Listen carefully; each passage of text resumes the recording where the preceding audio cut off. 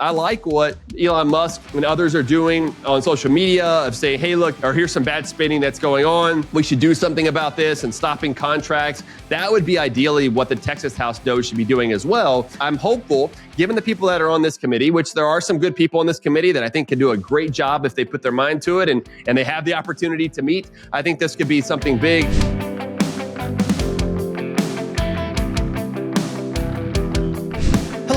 Welcome to this week's Economy. I'm your host, Dr. Vance Ginn. Thank you for joining me again today. I hope you've been having a prosperous week and will have a prosperous week this week. There's a lot of stuff going on. I was in D.C. for a few days this past week at the Freedom Conservatism Conference, their first annual, what maybe will be annual, but it was a great discussion about a lot of key things that you and I would probably agree with as far as less spending, more free trade, lower taxes, less regulation, and not more of the big government sort of policies. But there was a lot of great folks that were there. It was great to meet many of you who were there and are now listening. Thank you for joining the podcast here. Please share it with your friends and family. Don't forget that as well. So let's go ahead and get right into it. We've got a lot going on, and I know that your time is valuable just like mine. So let's get to it. So the House has passed its reconciliation plan. This time, the one big, beautiful bill, as President Trump has said, which is the sausage making will take time, of course, looks to cut taxes and slow federal spending. But let's wait to see the final result. It's good to see that the new Trump administration and many in Congress are finally discussing the need for doing something about the largest national crisis, which is federal spending. It's also encouraging to see states like Texas, Louisiana, Kansas, South Carolina, and other states follow suit with the different forms of Trump's Department of Government Efficiency, the DOGE, if you will. So I'm going to talk about this and a lot more in school choice and all that good stuff. So let's get right into it. All right. Number one, influence of federal spending on states and Medicaid. In the news, the federal budget deadline is fast approaching. Last week, the House passed a reconciliation plan to cut taxes up to $4.5 trillion and reduce spending by $2 trillion. And this is over a decade, of course, including cuts to mandatory programs like Medicaid. A new report by the Rockefeller Institute of Government reveals the disparity between federal spending in states and the taxes residents pay, basically looking at sort of the trade balance, if you will, or budget balance, if you will, between how much you're sending to the federal government and they're sending back to you and so forth. It shows that the federal funding from taxpayers are concentrated in programs like Medicaid and SNAP, the food stamp program, right? So my take on this is that at the end of the day, whether it's more states are sending more to the federal government than they're getting back, or they're sending less, or whatever else, we really got to cut federal spending. This is the main problem. This is what's going on also with this discussion about reconciliation and having a simple majority to pass a bill, and especially in the Senate, compared to the 60 votes that would otherwise be needed for some sort of a tax plan. Both the Senate and the House have passed the reconciliation plan, so they have a pathway to get something done with the tax relief. And really, this is about extending the Trump tax cuts that expire at the end of the year. If they don't do that, then all taxes will go up. Now, there's some wonky, nerdy discussion, and I'd love to get in the weeds with that with some of you, right? But there's a discussion about what should be included. Should this be current policy, present policy of what's already in place now, meaning that those taxes are already been cut? We already have the Trump tax cuts in place today, so this is present policy. Or should it be a policy baseline or a baseline analysis that says, okay, they are going to expire at the end of this year, they're going to go up next year. And so that would bring in potentially more revenue, and that would reduce the deficit, the national debt increase over the next decade than if we just use present policy. But this brings up a lot of worms. I mean, the big thing is for me is that Americans care about what's going to happen to their taxes. And what will happen at the end of the taxes under the baseline policy is that they're all going to see a tax hike, a tax increase on them. Pretty much everyone. I think 90% of taxpayers saw a tax cut from the 2017 Trump tax cut. So we would all see tax hikes. Nobody wants that. So why would we look at the baseline policy? What we really need is the present policy and figure out how do we make it even better if we could. I should also note, though, that I would expect a lot of economic benefits or boost to the economy from extending the Trump tax cuts, because that is present policy. It's already baked in the cake of what's going on. There could be some marginal benefits to it, of course, because if you extend something that otherwise was going to expire, then that can change up some of the investments and savings and other decisions that are made. Incentives matter, right? And so that could really have an influence there, but I don't think it'll have a huge effect. I'm also I don't think that the no tax on tips, the no tax on Social Security income, the no tax on overtime, all of those won't have much of a benefit either. I'm also skeptical that should even be a part of the plan, but it looks like that's what's going to be a part of this, and probably no reason to push back too hard on it. Although I do think that we need to get to a situation where we have the broadest base possible and the lowest rates for everyone, who would help those who are working overtime or working with tips or for tips and who are on Social Security, right? These would all help them if we had lower rates and hopefully a flat rate at the end of the day. And so the more that you exempt things, the broader the higher that the rate would otherwise be. So I think those are some things we're really going to look at there. And by the way, state dependency on federal funds, and I'll have a piece out on this soon, even this week, at the American Institute for Economic Research, talking about the dependency. I had one recently on welfare and how Medicaid has become a huge expansion here. We're counting for $616 billion in federal spending in 2023 out of the $1.1 trillion that's going to the states from the federal government. And so it's a massive amount of money. Something needs to be done. I really think we should put more power to the states, pass block grants, things of that nature for Medicaid, and let states do what's going to be best for them, which I think should be more about freeing the market from government intervention, use health savings accounts, even for those that are on Medicaid. And that will really help to boost not only health care, but also reduce costs along the way. And this puts a lot of responsibility then on the states, where it should be, in decentralizing things instead of at the federal level. So I think those are some of the things we're looking at right now with the budget. I'm hopeful of what we're seeing right now in the House and Senate with these budget plans. And it looks like they're going to try to do one big bill, beautiful bill, as Trump has said. And so that could be a good situation. My concern, which was represented by Congressman Thomas Massey, also Congressman Chuck Roy has made points about this, is let's make sure that there are spending restraint and cuts as well. As you know, I've talked about sustainable budgeting a lot. All right. Number 2, jobs report predictions. In the news, this Friday is going to be Jobs Report Friday. As we await the jobs report release, a San Francisco Fed report predicts that the U.S. Central Bank will respond, quote unquote, strongly and systematically to changes in inflation in the labor market. Now, what I really think, right, is that we need a monetary policy overhaul. We've had years of reckless fiscal and monetary policies that have eroded the purchasing power of American families. We've seen inflation go up. It's subsided some now, but it's back up to around 3% and could go up even faster if something's not done with this. And the Federal Reserve's balance sheet is still about 75% higher than the pre-pandemic levels, distorting markets and fueling inflation. Remember, the balance sheet is really where they are distorting the economy. That's how they put money throughout and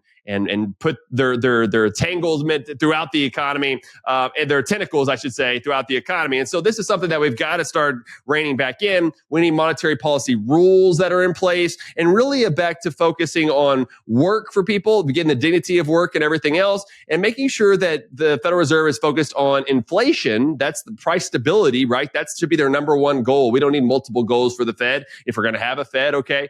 But these are the things we should be thinking about here. Number 3, Texas House creates a DOGE, Department of Government Efficiency. In the news, the Texas House of Representatives has established its own delivery of government efficiency, what they're calling their DOGE committee, with goals similar to Elon Musk's Department of Government Efficiency.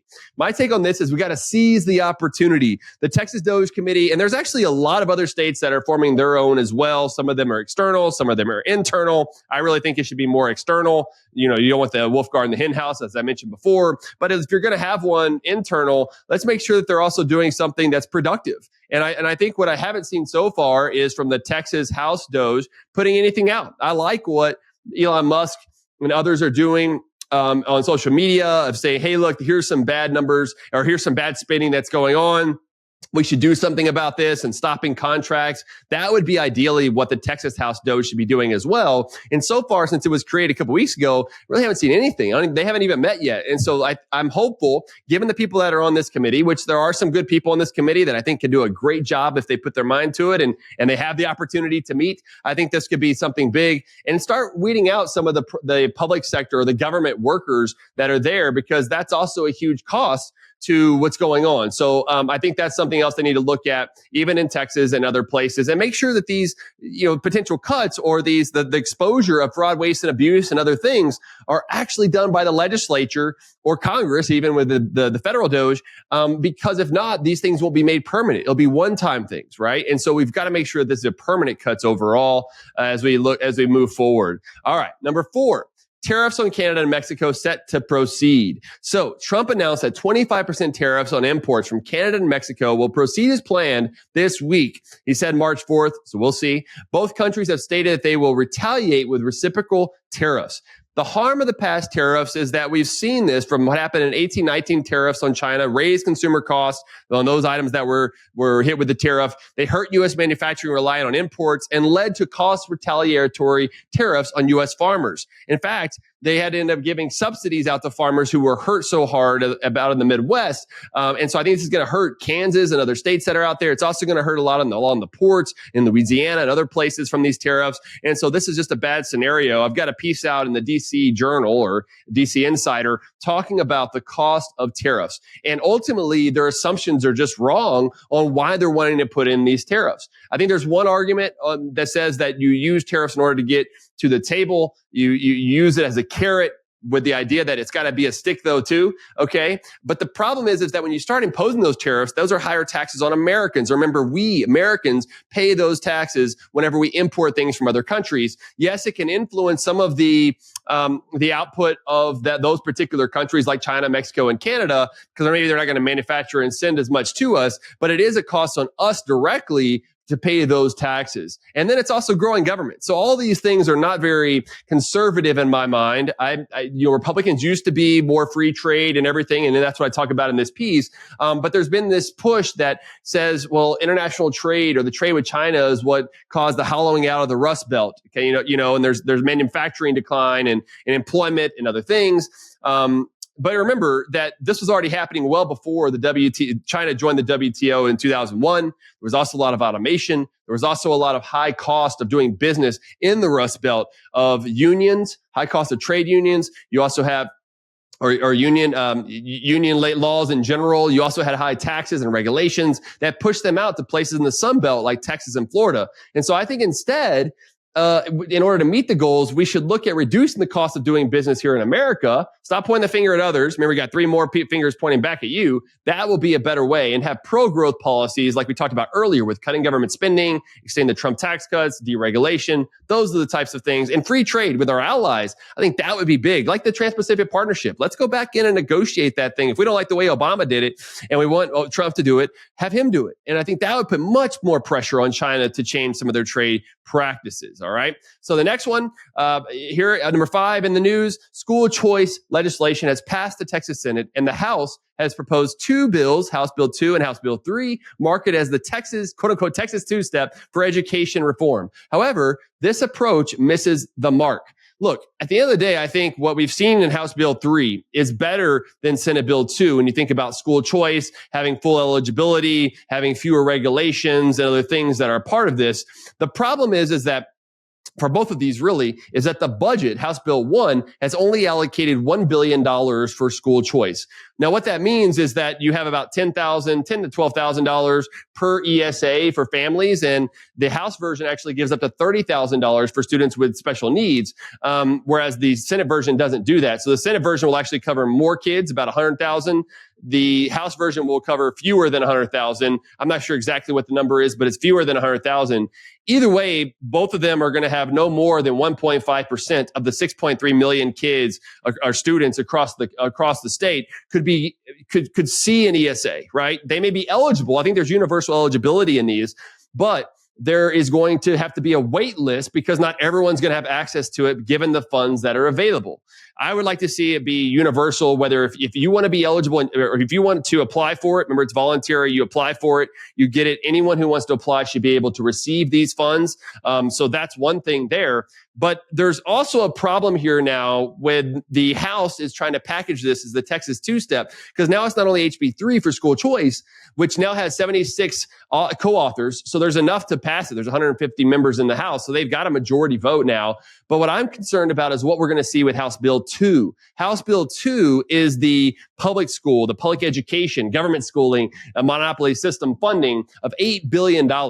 So get this, you've got $8 billion for the public schools, you've got $1 billion for school choice, and you've got $3 billion that they've set aside for tax relief. Hopefully will mostly be compression there. So that means $4 billion for tax relief, which is kind of money more to the public schools and reducing school district M&O property taxes, and $1 billion for school choice. That's $4 billion. That's half of what they're trying to put towards public schools. And that's a big concern for me because the government school is a monopoly. If you're trying to break up a monopoly, you don't keep funding the beast more and then think, well, I'm putting a little bit over here for school choice, and then that's going to help more competition and bring about the results that we should see from school choice. But this has also been a problem in many other states that have started this. Now, what you'll hear from leadership in Texas is that this is the largest start out of any other state. And that's true, but we're also a large state. It's only 1.5% of them. And at the same time, we're doing $8 for public schools for only $1 of school choice. That's not a very good, relative amount there. And so what I think we need to be doing instead is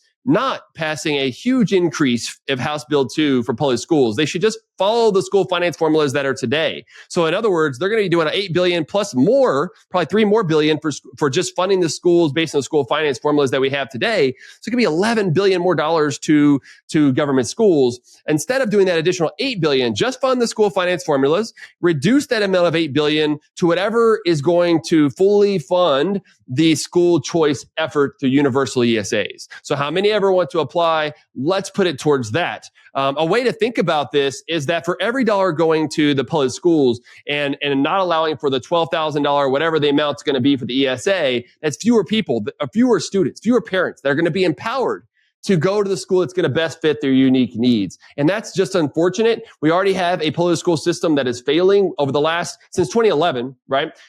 Per student spending has went up 48%, which is above the increase in inflation of 35%, meaning in per student inflation adjusted terms, it's well up, right? Well up since 2011.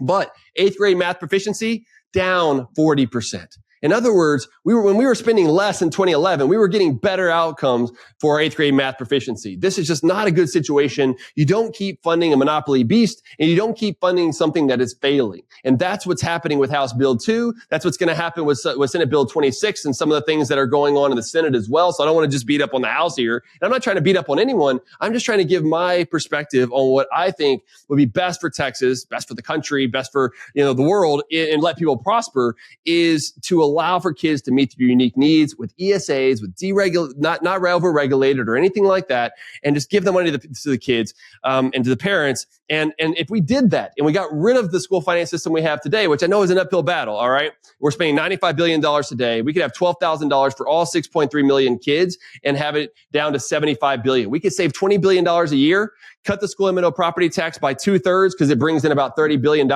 So we can not only reduce property taxes, put them on a path to elimination. We could be providing unique needs for schooling all across the state. This is a much better path than the Texas two-step. So I hope they get this corrected here soon. All right. Number 6, renewable energy. In the news, in 2024, renewable energy production hit a new record high, accounting for 24% of U.S. electricity. Texas is leading the United States in renewable energy generation and battery capacity, with nearly 80% more combined solar, wind, and battery capacity installed than the second largest state. So Texas is an energy leader, has been for a while, but there needs to be more of a focus on reliable, dispatchable energy, not unreliable sources of energy like wind and solar. That's how we got into the problem of the Storm Uri back in 2021, where we had the great freeze here, where I lost power for 3 days with my family. We had to move, we had to live with someone else for a couple of days. Just a bad scenario. And a lot of that was because of the wind and solar issue.